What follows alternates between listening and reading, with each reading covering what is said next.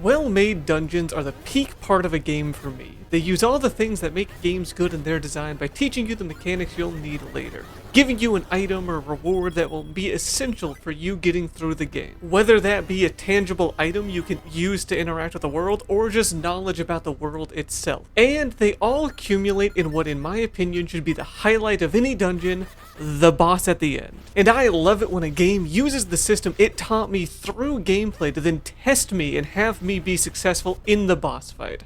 Something as simple as using a suck gun to pull the weight out from under a giant slime to make it fall down and become vulnerable is just extremely satisfying.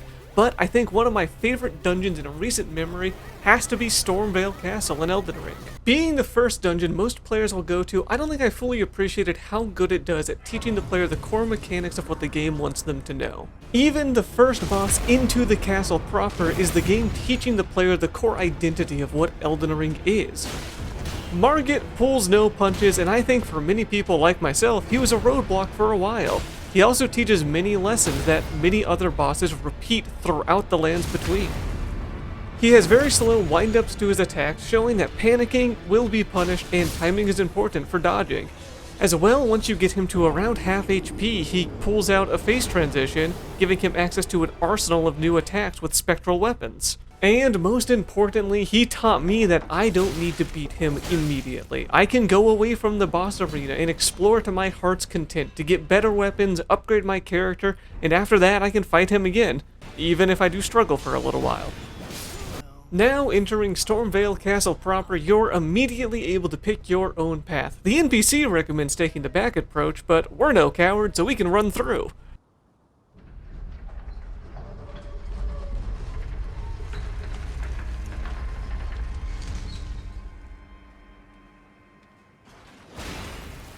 So we decide to go around the mountain, having to utilize the new major feature of Elden Ring, jumping. Then you fight off some birds and find a checkpoint. We're then introduced to new enemies with a new ranged wind attack that is themed for the area. Next, you go into the castle and are immediately granted with enemies throwing fire bombs at explosive barrels, showing the player that the environment can be interacted with.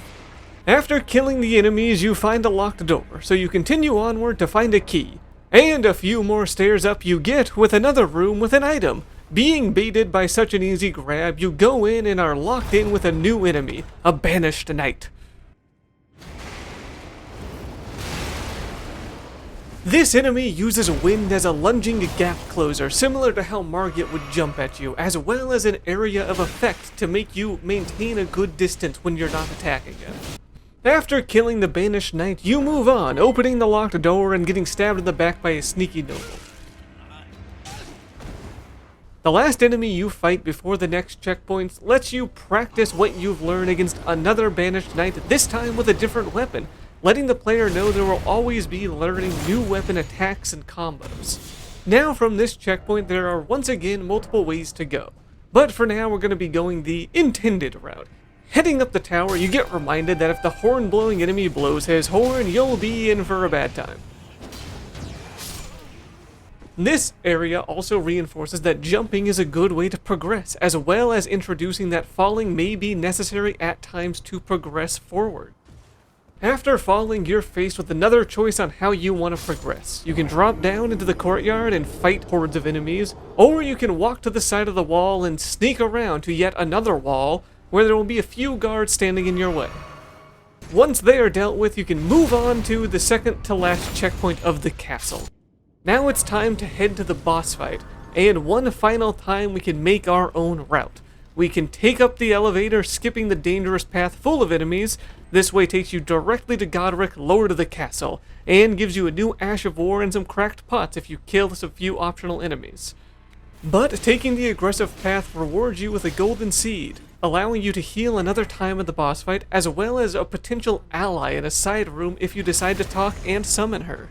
Now for the test. Have you been taking notes? Alright, so entering the fight you're greeted with Godric the Golden. His arsenal uses a mixture of attacks you've already seen in the castle, with the throwing wind, now with a follow-up, a big gap-closing attack to always keep you on your guard, as well as he uses area of effect wind attacks, but now also with a follow-up attack. Along with these attacks you've seen before, he also teaches you that jumping can be used as a method to avoid taking damage.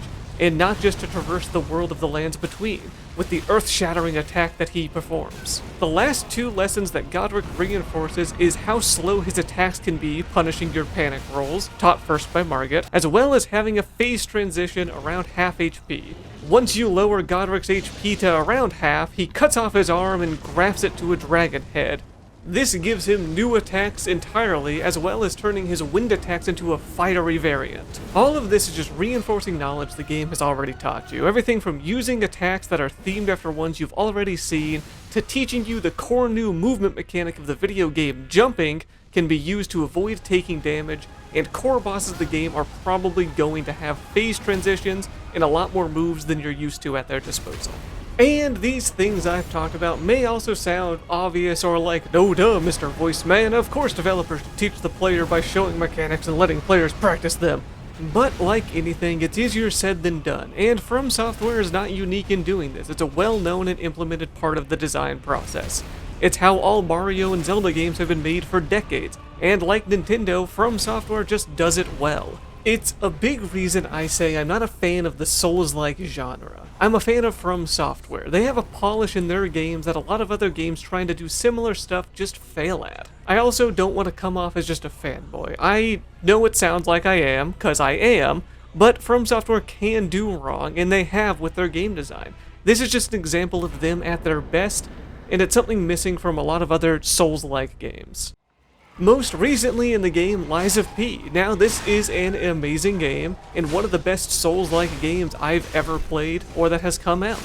But the game is designed around a parry mechanic that you only really need to use in boss fights or mini-boss fights. Regular enemies throughout the game die in a few hits, and most of them can just be walked behind or strafed away from to get hits in. So for a player like myself who's already not good at the twitch-based parry combat, gets no practice with the mechanic, essentially making me relearn the parry mechanic for each new boss and mini-boss I fight. And while there are other systems in the game, like consumables that you can use to get around boss fights, the main mechanic is parrying, and I wish there was more of an emphasis on it in regular gameplay. Because why, whenever I could kill an enemy in 2 hits, would I wait for it to try to attack me just to get parrying practice in? That's pretty much all I got from this video. If you liked it, If you really liked it, leave a comment and subscribe if you haven't. Bye-bye!